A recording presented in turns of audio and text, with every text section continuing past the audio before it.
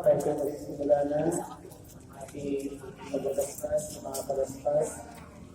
Pangalan ng Ama, ng Anak ng Espiritu Santo, sa medyo ang Panginoon. Mga minamahal na kapatid, limang linggo na tayo nakahanda ng sarili para sa pagpaliwan ng Pasko at pagpapakasabi at kapagkain ng Panginoon. Iligat natin na nawain at uparin ang ating pananagutan sa Diyos at sa kapwa-tao. Alinsunod sa aral at halimbawa ni Kristo. Kaysa ng simbahan, sinisimulan natin ngayon ang mga mahal na araw. Si Kristo ay malagupay na pumasok sa kanyang puso upang patayin ang kanyang gawain bilang Mesiyas. Ang pagpapakasakit, matay at huling mabuhay para sa ating kaligtasan. Kaya natin sa luhay, sa alaala ang kanyang pag-aalay ng sarili para sa kapwa. Sasundan natin siya ng pagbuhay na pananampalataya. Kaysa niya sa pagkarusa sa krus, tayo ay makahati niya sa kanyang pananais sa kamatayan at sa kanyang bagong buhay. Manalangin tayo. Ang aming mga pangyarihan ng mga palaspas nito ay iyong pagpalain at pagpanarin upang sa masaya namin pagpuputi sa Mesiyas na aming hari.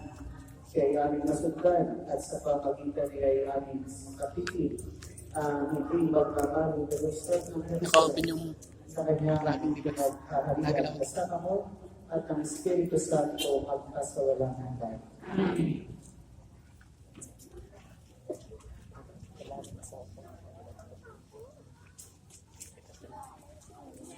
Salamat po.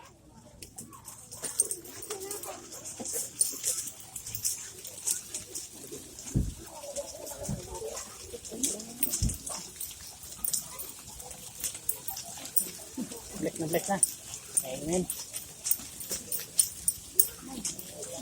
Bangon yan, kasi ayaw ng mga hindi nakikita yan.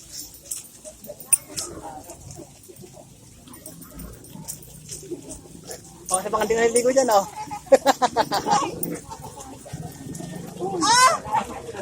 Patit to, yung puntas. Ito ba? Amen. Oh.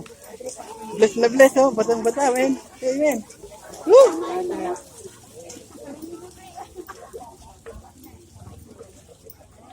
Sumainyo ang Panginoon. Ang mabuting balita ng Panginoon ayon kay San Mateo. Malapit na sila sa Jerusalem pagdating sa Bethpage, kabulikan ng mga Olivo. Sinauna ni Jesus ang dalawang alagad. Sinabi niya sa kanila, pumunta kayo sa susunod na nayon, makikita ninyo roon ang isang asino na nakataling kasama ang kanyang bisiro. Talagin ninyo at nabigay ko. Kapag may sumita sa inyo, sabihin ninyo ang kailangan ng Panginoon at hindi natin ibuno yun. Nangyari yun upang matupad ang sinabi ng propeta. Sabihin ninyo sa Luzon ng Sion, masdan mo, dumarating ang iyong hari. Siya'y makapagpumbaba at asakay sa isang asno sa isang bisiro. Bisiro ng isang asno. Lumakad nga ang mga alagad at ginawa ang iniutos ni Jesus. Dinala nila ang pinahing asno at ang bisiro. Sinabi nila sa likod ng mga ito ang kanilang mga kadakan at sumakay si Jesus. Maraming naglalag ng kanilang galabal sa daan.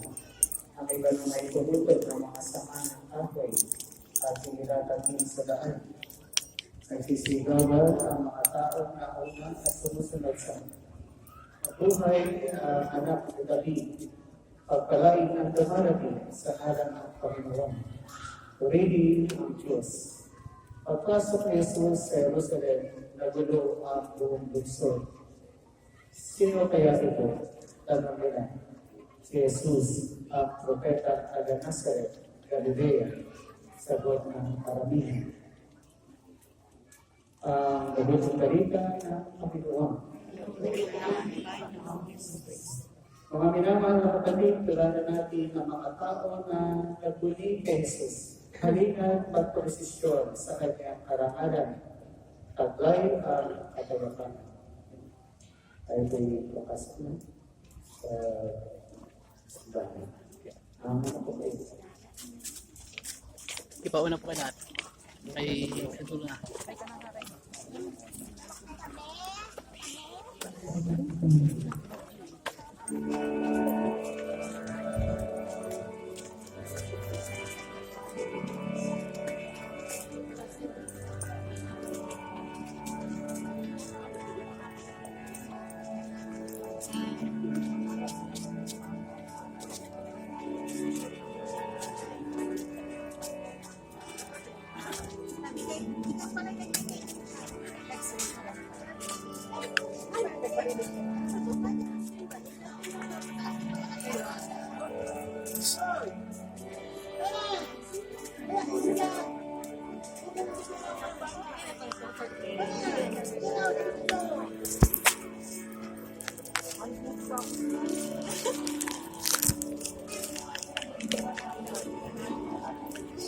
Kitang araw po.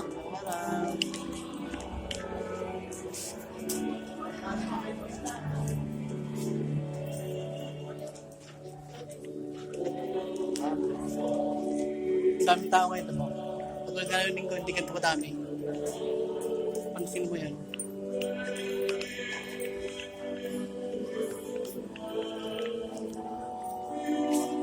Ganda naman ni ate girl.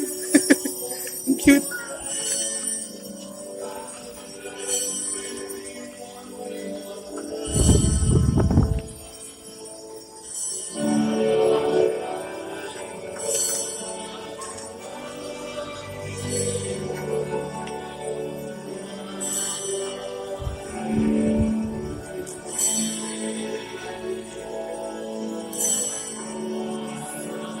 Sa kabilang maraming tao.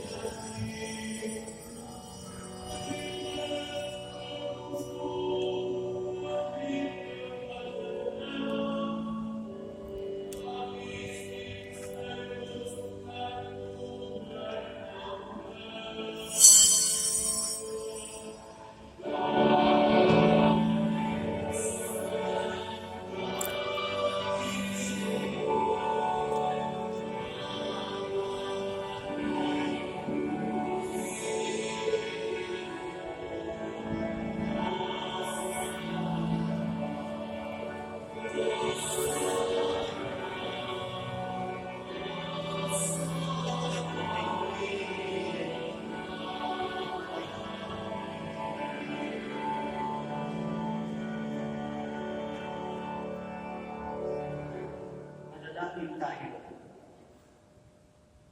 Ang maraming mga kapangyarihan, ginawa mo halimbawang dapat ulanan ang tagapagligtas natin na hindi iba sa amin para ang krus natin ay ako'y. Pagindapatin mo sa mga pagdiriwang ay aming pagting ang kanyang kulirang pagka-ateisip at ang pakikisalot sa pagpabuhay niyang manindig sa pamagitan niya kasama ng Espiritu Santo magpasawalang hanggan. Amen. Pagbasa mula sa aklat ni Propeta Isaías. Ang makapangyarihang Panginoon ang nagturo sa akin ng sasabihin ko, tayong tulungan ang mahihina. Tuwing umaga ay kanyang binubuksan ang aking pandinig. Nananabik ako malaman kung anong ituturo niya sa akin. Binigyan niya ako ng pangunawa. Hindi ako nagimagsa, hindi tumalikod sa kanya. Hindi ako tumutong ng bubugin nila ako. Hindi ako kumibo nang ako'y kanilang insulto. Pinabayaan ko sila, bunutin ang akong batas. Gayon din ang lurhan nila ako sa mukha. Ang mga pagkustang ginawa nila, di ko pinapansin. Pagkat ang kapangyarihang Panginoon ang tumutulong sa akin. Handa akong magtiis na sampagparang bato, pagkat aking pati na ang nagtipoy di mapapahiya. Ang salita ng Diyos. Salamat sa Diyos. Diyos ko, bakit naman ako yung pinabayaan? Diyos ko, bakit naman ako iyong pinabayaan? Bawat taong makakita ay umiinig na bukso. Palibang na natatawad sinasabi ang ganito. Nagtiwala siya sa Diyos, ngunit hindi siya pinagsin. Kung talagang minamahal, bakit hindi itindig? Diyos ko, bakit naman ako iyong pinabayaan? May pagkat ng mga buhong na sa aking pumalitin. Para akong nasa gitna niyong asong magpapangos. Mga kamay ko at paaring hulas sa pangmatungos. Ang buto ng katawan ko ay mabibilang sa masa. Diyos ko, bakit naman ako iyong pinabayaan? Pinaghati-hati nila ang damit ko sa katawan. Ang hilabag ng talikay pinaan sa sakayan. Huwag mo kong ulilain, huwag talikdan, Panginoon. O aking tagapagligtas, bilisan mo ang pagtulong. Diyos ko, bakit naman ako iyong pinabayaan? Ang lahat ng ginawa mo ay iyahayan mo sa lahat. Sa gitna ng kapulungan, pupurihin kitang nanan. Purihin ang Panginoon ng lahat ng kanyang lingkod. Siya'y iyong dakilaan, kayo ang kanyang. Ikaw bayan ng Israel, ay sumamba at maglingkod. Diyos ko, bakit naman ako iyong pinabayaan?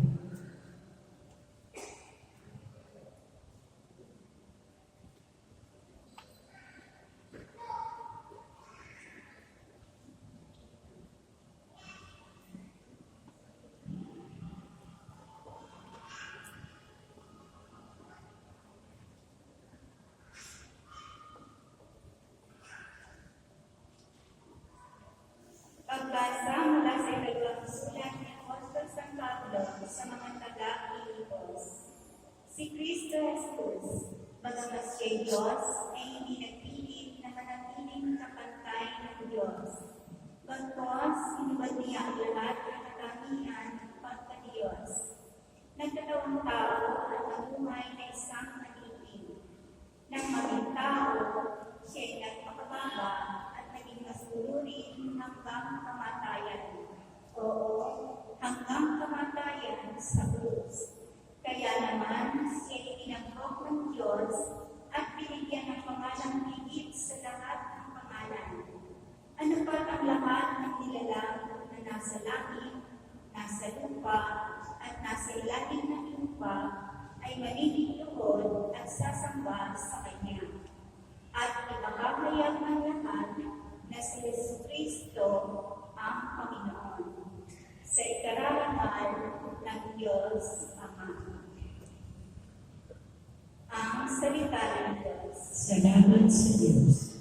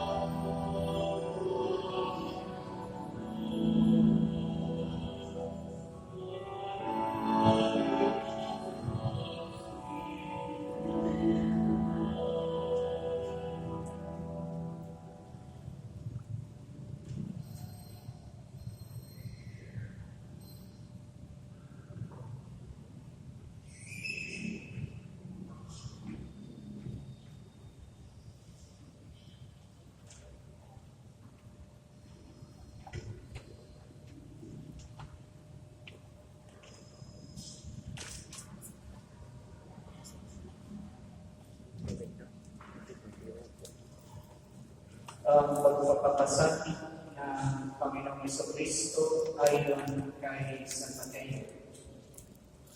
Noong panahon iyon, iniharap si Jesus kay Gobernador Poncio Pilato. Gobernador ER. Pyramid. Tanong sa kanya ni Pilato, sumagot si Jesus. Kayo na ang nagsasabi. Ngunit paratagan siya ng mga buong saserdote at ng matatanda ng bayan. Hindi na siya sumagot. Kaya sinabi sa kanya ni Pilato, Hindi mo ba narinig ang mga pinaparapat niya sa iyo? ngunit hindi sumagot si Jesus sa kabuluhan. Kaya nagtaka ang gobernador. Pagpista ng Pascua, inaglagyan na ng gobernador ang pagpalaya ng isang bilanggo. Sino ba ang mahilig ng tao bayan? Noon ay may isang kilalang bilanggo na nagngangalang Barabas. Kaya nung magkatipon ng mga tao, tinanong sila ni Pilato. Sino ang ibig ninyong palayan? Si Barabas ba o si Jesus na tinatawag?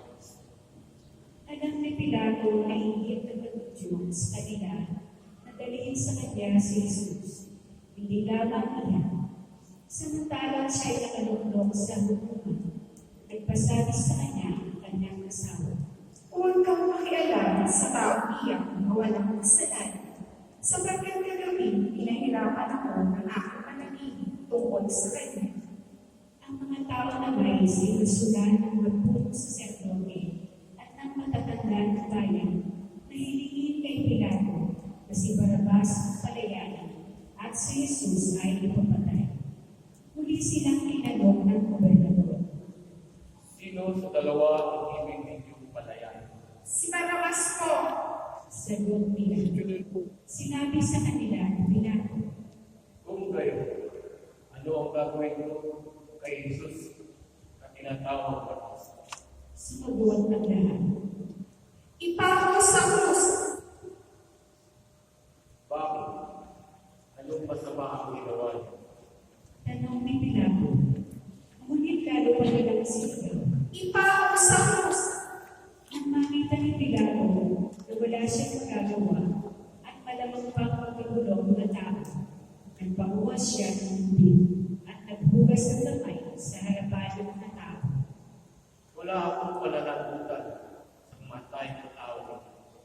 Bahala ka. Sabi ni Pilato, sumagot ang mga tao. Pinanalutan namin at ang aming mga anak ang pagkamatay niya. At pinalaya niya si Barabas. Ngunit ipinahagupit si Jesus at ibinigay sa kanila upang ipako sa krus. Si Jesus ay dinala ng mga kawat ng gobernador sa pretorio at nagkatipon ang buong batalyon sa paligid niya. Inubaran nila siya at sinuotan ng isang palabal na pulang-pula. Naglikaw sila ng anak ng patingin at ibinutong sa kanya. Saka pinagpaghawak ng isang tambong sa kanyang kanang kamay at palibang siyang tinubod-duran at binati. Mabuhay ang hari ng mga Hudyo. Siya'y pinagdulurhan. Kinuha nilang tambong at siya'y pinaghampas sa ulo. At matapos magtiyain, kanilang inalisan siya ng palaban. Sinuotan ang sariling damit at inilabas upang ipako sa krus. Paglabas nila ng lungsod, kanilang nakita ang isang lalaking nagngangalang Simon, isang taga-Sirene. Pilit nilang ipinapasan sa kanya ang krus ni Jesus. Pagdating sa lugar na tinatawag na Golgotha na nangangalugang buong ng puno, pinagyan nila si Jesus ng alak na hinaluan ng apo. Ngunit ang matikman niya ay hindi ininom. Nang may bago na siya sa krus, pinaghati-hatian nila ang kanyang madali matapos magsabalaran at naupo sila kung siya'y maglaya. Nakasulat sa kanyang ulunan ang sakdan laban sa kanya. Ito ay si Jesus, ang hari ng mga Hudyo.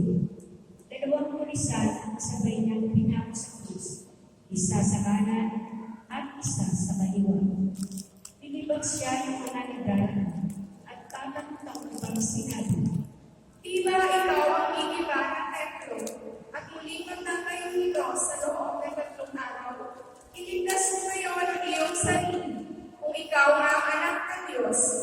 pagtakas sa krus. Kinutyarin siya ng mga punong saserdote, ng mga eskriba at ng matatanda ng bayan. Kung sino man ang nangungutya sa akin, ang Diyos nang bahala yun sa inyo palagi. Iniligtas ang iba, ngunit ang Kasi sarili alam ko may hindi kasama ko mailigtas. habang buhay. Diba, Hindi mawala siyang ng hari pwede. ng Israel. Pagkaluman. Pumapatan siya ngayon sa krus. Maniniwala kami sa Kanya. Nananalig siya sa Diyos at sinabi niya siya ang anak ng Diyos. Iligtas siya ng Diyos kung talagang iniibig siya. At iniligpusta rin siya ng mga pulisang ipinapakasabay niya. Mula sa tanghaling tapat At ang mga taong walang paniniwala sa akin. ay nagdilim sa buong lupain. Ang mag-iikat-tangalang hapon, Bilib man kayo sa iba kasi may bilib kayo sa akin. Eli, Eli, lama sabachthani. ibig sabihin, Diyos ko, Bakit mo ako pinabayaan? Bakit mo ako pinabayaan? Narinig ito ng ilan sa mga nakatayo roon at sinabi nila, Tinatawag niya si Elias. agad tumakbo ang isa sa kanila at kumuha ng isponga, tigmak ng maasim na anak, inilagay sa ulo ng isang tambo at ipinasipsip kay Jesus. Ngunit sinabi naman ng iba, Hintay muna, tignan natin kung darating si Elias upang iligtas siya. ngunit sumigaw si Jesus at nalagutan ng ibig. Ang lahat po ay nandiyan.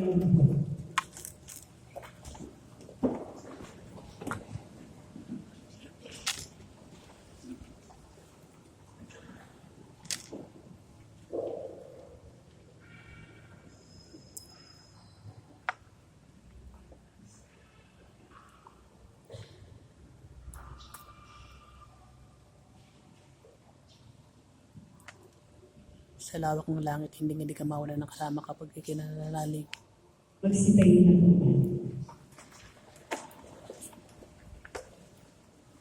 Biglang napunit sa gitna ang tabing ng templo. Naganap Mula na. sa itaas hanggang sa ibaba. Nayanig ang lupa. Nagtitak ang mga bato. Kaya kaya kalakas yung Nabuksan ang earthquake nun, kaibigan. ng panahon na yun. Nabuhay ang Ang maraming patente Cristo. tanan na namatay na. Lumabas sila ng kaibigan. At nang muling mabuhay si Jesus, sila ay pumasok sa banal na nasyon at nakita roon ang marami. Nasinda ang kapitan at ang mga kawal na nagbabantay kay Jesus nang maramdaman nila ang lindol at masaksihan ang Puro lahat pangalan. ng nangyari. Kasi nasira Tunay mo na na yung ituloy building. na ng Diyos. Sabi nila, 6 magnitude.